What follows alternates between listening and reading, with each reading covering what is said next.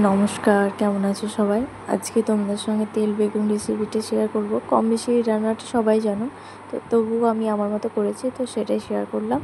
তো এখানে দেখো কড়াইয়ের মধ্যে তেল আগে আমি বসিয়ে দিয়েছি, আর এখানে আমি অল্প নুন আর হলুদ দিয়ে বেগুনটা মাখিয়ে নেবো।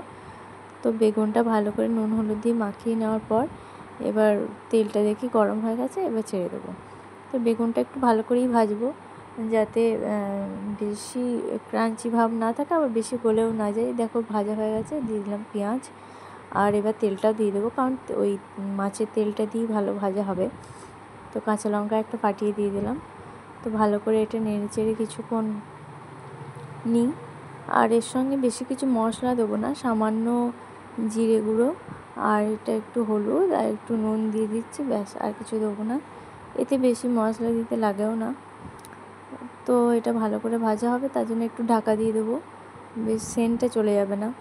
তেলের একটা সুন্দর গন্ধ ছাড়ছিল, যেহেতু এটা একদম টাটকা মাছ, আমাদের এখানে টাটকা মাছগুলি পাওয়া যায়। অল্প রসুন দিয়েছিলাম, বেশি রসুন দিইনি, কারণ গন্ধটা চলে যাবে, তাহলে তেল আর বেগুনের যে সেন্টটা ফ্লেভারটা পালাবে। তো আর একটু হলুদ কম মনে হয়েছিল বলে একটু দিয়ে দিয়েছি। তো দেখো আমার প্রায় তেল বেগুন প্রায় শেষের দিকে। তো ভালো লাগলে অবশ্যই লাইক করো, কমেন্ট করো, আর চ্যানেলটি সাবস্ক্রাইব করো। আর নতুন নতুন রেসিপি দেখার জন্য আমার চ্যানেলটি অবশ্যই সাবস্ক্রাইব করো আর পাশে থেকো। দেখা হবে নেক্সট কোনো ভিডিও। Thank you.